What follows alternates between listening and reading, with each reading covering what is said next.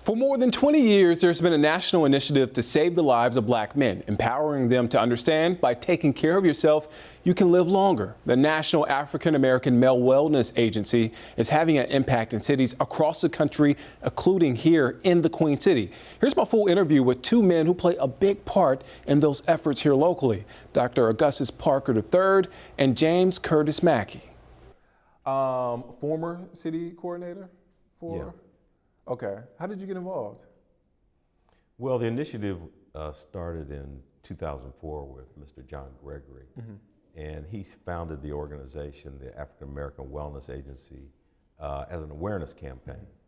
He had done some work with groups of men that we found particularly that were unemployed and low income, and found that in getting them workforce development, they had an opportunity to do some health studies on them, and found that 95% of these, and these were young men, ages 18 to 30, and found that 95% of them had abnormal numbers, hypertensive, diabetes, obesity.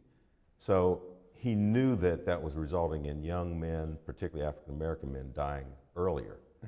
And so he wanted to have an awareness campaign, and they started walking. And then they contacted me as a physician to become involved and do free health screenings. And that started in 2004, and here we are 20 years later in 20-some cities around the nation. And we've screened 5,000 people a year, free health screenings. And we have a mantra, know your numbers, get moving, and get connected with a healthcare professional.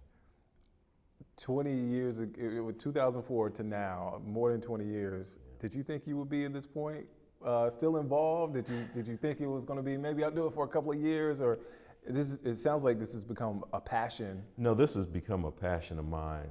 I initially was in women's health care, and I noticed that we had infant mortality, particularly in communities of color where infants were dying at an inordinate rate compared to their white counterparts. So that got me involved, and that spilled over into noticing particularly communities of color where there were these health disparities that resulted in early death, stroke, heart attack, and a lot of these things we felt were preventable. So it was passionate for me having family members, friends, and relatives that were suffering from some of these disparities. 2004, you were in Ohio at the time, Columbus. Right? In Columbus, Ohio. Go Buckeyes, I guess. When did you move here to Charlotte? And I guess, did you help start the chapter here in Charlotte, or? Yeah, my family moved here in 2017. I have 3 children. I'm proud to say they're all physicians, and they're engaged in this work as well. But in 2019, I told Mr. Gregory, hey, I know you're starting a national tour and looking for other cities. This would be a great city to continue that work. And he said, congratulations, you're the new city coordinator. So, and I've been working in that space, and along with our new, some new blood in the game, so to speak, to continue this work. Are you still seeing the same things? I mean, 18 to 35. I mean, that surprised me. I don't know if I gave much of a reaction when you said that, but for me, it's like, wow, that's young. Yeah, unfortunately, you know, African American men are dying some 10 to 12 years sooner than their white counterparts. You know, some 40% of African American men are hypertensive, diabetes, and those things. 1 in every 5 or 6 men, if you look around the room of a group of men, 1 of every 6 African American men are diagnosed with prostate cancer. And so there's a lot of work to be done in raising awareness, but also this national tour. We have events throughout the year that include nutritional aspects, mental health. We have a Real Men, Real Talk barbershop type format, in addition to financial wellness. And it kind of culminates with our Black Men's Wellness Day. This year it's going to be August 23rd here in Charlotte, 3400 Beatties Ford Road. That's the campus of Friendship Missionary Baptist Church. And part of what we do, it's a family-friendly environment. We have a 5K run walk, but we have health screenings where we screen people, and We do a lot of biometric screenings, prostate screening, cholesterol, diabetes screening, hemoglobin A1C. So it's a great, we always say it's the most fun you'll ever have going to the doctor's. And that's the thing. I remember growing up, my grandfather was a very stoic, tough guy, but man, I could see it in his eyes when we went to the doctor. He was not, he was scared. Right. And I think that carried over to me at some point, and I had to kind of get over that. What do you tell young black men about that sort of, that fear? Two things. When you're young, you kind of feel invincible, and you think of dad or grandpa having illnesses related to things like diabetes, heart attack, stroke, but we're seeing it younger and younger and younger. And the other aspect is the fear of the medical profession, and that has some roots in historical perspective.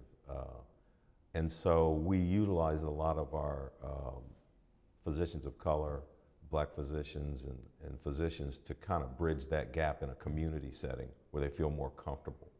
And when we do those health screenings, we have those physician volunteers that are there to interpret the numbers and direct you in terms of getting the care that you need. 2019, when you started it here, what was the first sort of course of action? I feel like that can be overwhelming, kind of bringing a national initiative to a new city. What was the first course of action? It was, but I'm proud to say and honored that I developed relationships through fraternity, through the church community, that afforded me an opportunity to have a platform for this issue. And our first honorary chair was Harvey Gantt. And Harvey Gantt, I consider, he's a fraternity brother and a good friend of mine. And he was our honorary chair and helped lead the initiative and raise awareness. We've had Anthony Hamilton, we've had Bubba Wallace that have served as honorary chairs. So it's an awareness campaign, but it's also an engaging process to get people moving. We're here in the setting of the Clover School District YMCA, and you had asked me what I do to stay active, and I play golf, but golf's more sedentary, but I play pickleball almost every day. Yeah, so that's one of the ways I get blood circulating, get moving. I got a coworker that plays, and he says he gets about 15,000 steps in over a course of, when he plays. What does it do for you, not just physically, but mentally? Because I think that's a big component, right, too, when it comes to health. Yeah, I'm glad you mentioned that. We have probably 25% of African Americans will seek mental health care. Now that's compared to 40% of our white counterparts. And it says that there's a stigma attached to seeking mental health care. And for me, not only the physical aspect of that's good for my body in terms of getting the blood circulation and moving, but it's a social outlet and it allows you to get out. We play outdoors, we play indoors. So mentally, I think physical activity is a great thing to help reduce stress. My last question for you. In 20 years, what have you learned through this initiative? What's your biggest takeaway? Or what are you still learning? My biggest takeaway is that I think early intervention, early prevention by routine annual visits, and some of these disease processes we're diagnosing later in African American men and women because they don't go to the doctor regularly, don't get connected. So again, it's knowing your numbers, get moving, get connected to a healthcare professional, and with early intervention for some of these things, we can, as my pastor would say, live life, but live life more abundantly.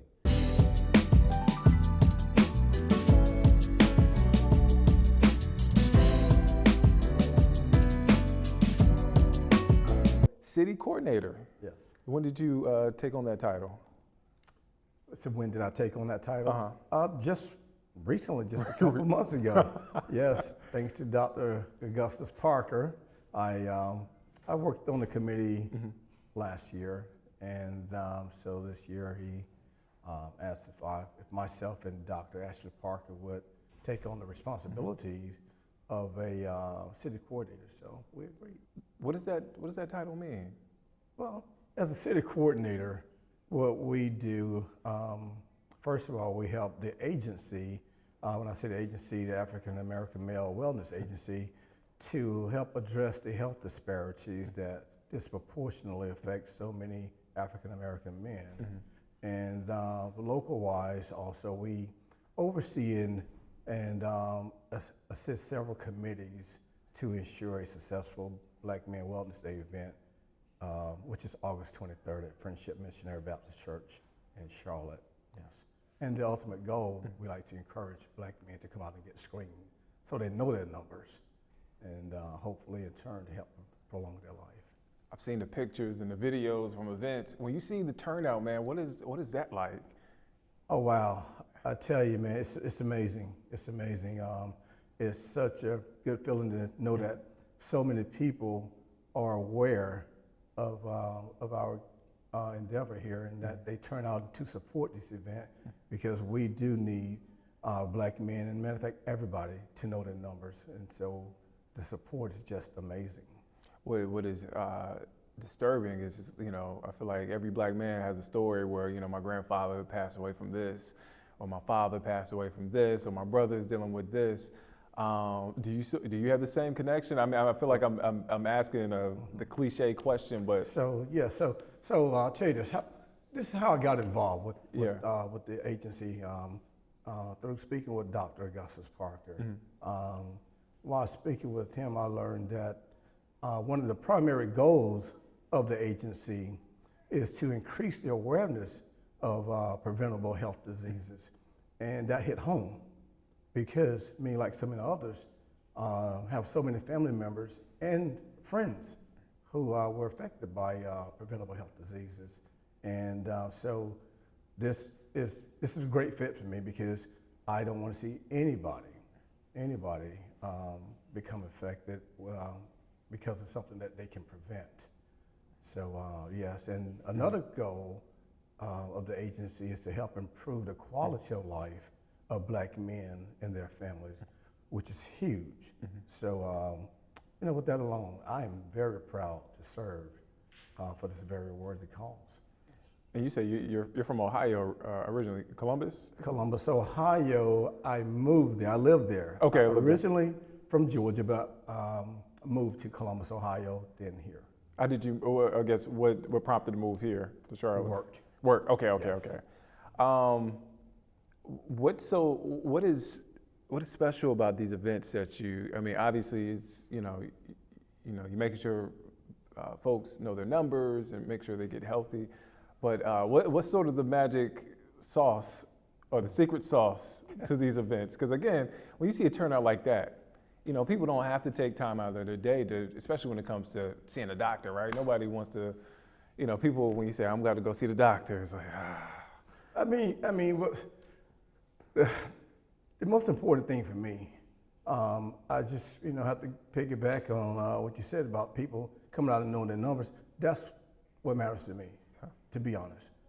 Knowing that not only do people know their numbers, but they have support from others who are not there to get screened, but they're there to support our Black men and others who need to know their numbers. So the support system is huge when it comes to health care. It's huge. In the family, it's huge. What does 2025 look like for the agency here in the Charlotte area specifically? Sure. Well, yes, through the work of the previous years with our former city coordinator, Dr. Augustus Parker, with all the work that he and the committees have put in, I see it's going to be a great year. It's going to be awesome. Again, I believe Dr. Gus Parker mentioned that in his interview that over 5,000 men were screened last year across the country. And so we're going to surpass that number this year. Yeah, because we're going to continue to increase the awareness, yes. The easiest way to get involved, yes, is for someone to visit aawellness.org, and there the person will find out information about the agency, all the initiatives, and how to get involved.